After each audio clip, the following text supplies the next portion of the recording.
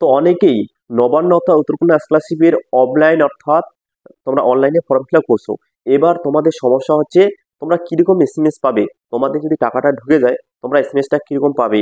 এবার সমস্যা সবচেয়ে বড় হচ্ছে যারা অফলাইনের মাধ্যমে আবেদন করছে, তোমাদের সমস্যা হচ্ছে তোমাদের যে অ্যাপ্লিকেশন কোনো নম্বর নেই, কোনো নম্বরে দেওয়া হয়নি। এবার প্রশ্ন দাঁড়াচ্ছে তোমরা কিভাবে বুঝবে। এবার যারা অনলাইনে আবেদন করছে তারা তো অনলাইনে গিয়ে অ্যাপ্লিকেশন নাম্বারটা যে আছে সেটা দিয়ে স্ট্যাটাস চেক করতে পারছে কোন কাগজটা সমস্যা, এবার কোনটা কাগজ সমস্যা হয়েছে বা কোন কাগজটা রিসাবমিট দেখাচ্ছে বা আন্ডার প্রসেস দেখাচ্ছে বা অ্যাপ্লিট দেখাচ্ছে, তারা কিন্তু বুঝতেছে। এবার তোমাদের মধ্যে ভয় দাঁড়াচ্ছে যে স্যার আমরা কিভাবে বুঝবো আমাদের যে টাকা ঢুকছে বা টাকা ঢুকবে কিনা এবং আমার ফর্মগুলো ঠিক আছে কিনা, এরকম তোমাদের প্রশ্ন দাঁড়াচ্ছে। তো অবশ্যই বলো ভিডিওটা শুরু থেকে শেষ অবধি দেখার চেষ্টা করো, তবে তোমরা বুঝবে। আর যারা যারা চ্যানেলে নতুন অবশ্যই চ্যানেলে সাবস্ক্রাইব করে পাশে থাকা বেল আইকনটি অল করো, যাতে এর পরবর্তী যে কোনো তোমাদের জন্য আপডেটগুলো নিয়ে আসবো তোমরা পেয়ে যাবে সবার আগে। তো প্রধানত এই সমস্যাগুলো আজকে তুলে ধরবো, অবশ্যই বলবো ভিডিওটা শুরু থেকে শেষ অবধি দেখো, তবে তোমরা ডিটেলসে বুঝবে। হ্যাঁ, এবং তোমাদের বন্ধুদের ভিডিওটা শেয়ার করে জানাই দাও যেন তো প্রত্যেকে উপকৃত হয় এবং প্রত্যেকেই এই ধরনের পায়। তার আগে বলবো আমার দেখো এই ভিডিও করতে অনেক কষ্ট হয়, তো অবশ্যই একটা লাইক তোমরা করে দিও। হ্যাঁ, কারণ একটু হলেও তোমরা উপকৃত হচ্ছ। তাহলে আমি মূল কথায় তোমার চলে যাই। তো তোমাদের আমি স্কিমে দেখাবো যে কিরকম এসএমএস আসবে, তোমরা কিভাবে টাকা পাবে। হ্যাঁ, তো অবশ্যই বলবো একটু ধৈর্য সহকারে দেখো। এবং যারা অনলাইনে আবেদন করছে তাদের কিন্তু সমস্যা দেখাচ্ছে রিসাবমিট বা অর্থাৎ আন্ডার প্রসেস বা অ্যাপ্লিট, ঠিক আছে, 2 মাস 3 মাস থেকে, ঠিক আছে। তো সরাসরি যদি 3 মাসের বেশি হয়, ঠিক আছে, 3 মাসে যদি বেশি হয়, ঠিক আছে, সে নিয়ে কোনো টেনশন করো না, বা 4 মাসও হয়ে গেছে। তো দেখো এবং দেখো তোমাদের কিন্তু ফান্ড অ্যাভেলেবেল এখনো হয়নি। যদি হয় যে আমি আপডেট জানাবো, ঠিক আছে, প্রত্যেকেই তোমরা টাকা পাবে কিন্তু। এটা তোমরা আশ্বাস রাখো বা বিশ্বাস রাখো নিজেকে, ঠিক আছে, তোমরা প্রত্যেকেই টাকা পাবে। কিন্তু সমস্যা হচ্ছে কি অনেকেই রিসাবমিট হয়ে আছে বা কোনো কোনো তোমাদের রিসিভ কপি তোমাদের চাচ্ছে বা ইমেল এর বা বিভিন্ন রকমের তথ্য, ঠিক আছে, এরকম তোমাদের একটা হলো তোমাদের সমস্যা দেখাচ্ছে, ঠিক আছে। তো সেই কারণে তোমরা যদি পারো যেই কাগজটা তোমাদের রিসাবমিট দিয়েছে, তো অবশ্যই সরাসরি তোমরা অফিসে গিয়ে যোগাযোগ করতে পারো। হ্যাঁ, বা সেই কাগজটা যদি তোমাদের প্রয়োজন সেখানে বলছো সরাসরি তোমরা যদি অফিসে যাও, অফিসিয়ালি তোমাদের কিন্তু ওইখানে তোমাদের সম্পূর্ণ ডিটেলস যে আমরা নিজেরাই কিন্তু রিসাবমিট যে করব বা এডিট অপশনে পাচ্ছি না। এডিট অপশন যদি পাই অবশ্যই আমরা রিসাবমিটটা করতে পারবো বা যে কাগজটা সমস্যা সেটা আমরা দিতে পারবো, কিন্তু পাচ্ছি না আমরা, তাই তো।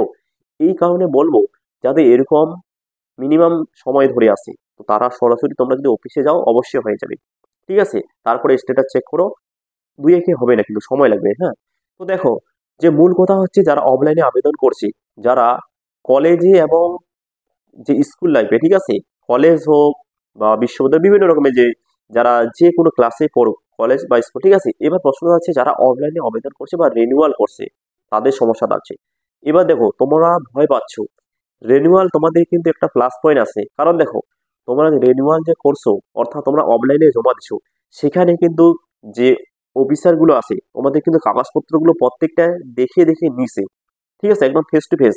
সে কারণে তোমাদের কোনো ভয় নেই। কিন্তু তোমরা যেটা ভয় পাচ্ছ যে আমরা বুঝবো কি করে, তোমাদের আমি 100% বলছি প্রত্যেকে তোমরা টাকা পাবে যদি সঠিকভাবে কাগজপত্রগুলো দাও। হ্যাঁ, বা তারা তো চেক করে নিছে না।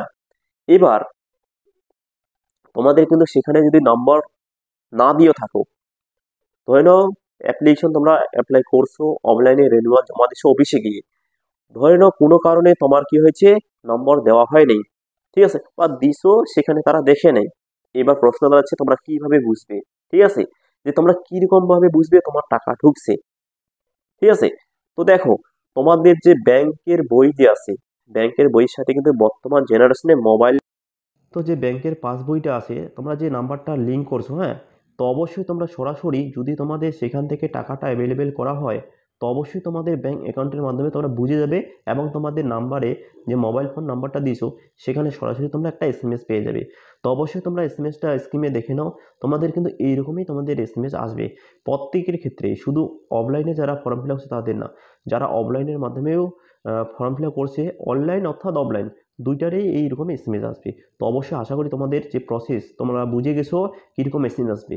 এবং তোমরা যদি কোনো কারণে সেই নাম্বারটা যারা মানে হারাই ফেলছো বা বন্ধ আছে, যারা বেসিক্যালি অফলাইনে ফর্ম ফিল আপ করছে, এবার তোমাদের সমস্যা আছে নাম্বারটা যদি কোনো কারণে নেই তোমার কাছে বা চালু নেই, তোমরা কি করে বুঝবে।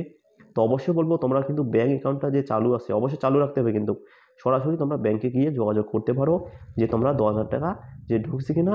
হয়তো এখন না, সেরকম ফান্ড অ্যাভেলেবেল হলে তোমাদের জানাই দেবো। যদি ফান্ড অ্যাভেলেবেল হয় অবশ্যই সেরকম নোটিশ যদি পাই আমি তোমাদের ভিডিও আপলোড করে দিব। তো অবশ্যই তোমরা চেক করে নিবে, শেয়ার করে জানাই দাও যেন প্রত্যেকে তোমরা এই টাকাটা পাও এবং তোমাদের বন্ধুদের যেন যে ভয়টা দূর হয়ে যায়। তো অবশ্যই আশা করি তোমাদের প্রসেসটা বুঝাতে পারলাম। যদি ভিডিওটা ভালো লাগে অবশ্যই একটা লাইক করো, চ্যানেলে নতুন চ্যানেলে অবশ্যই সাবস্ক্রাইব করে রাখো। তো ভিডিওটা আর বাড়াচ্ছি না, এখানে শেষ করি। সবাই ভালো থাকো, সুস্থ থাকো, দেখা হচ্ছে পরের ভিডিও।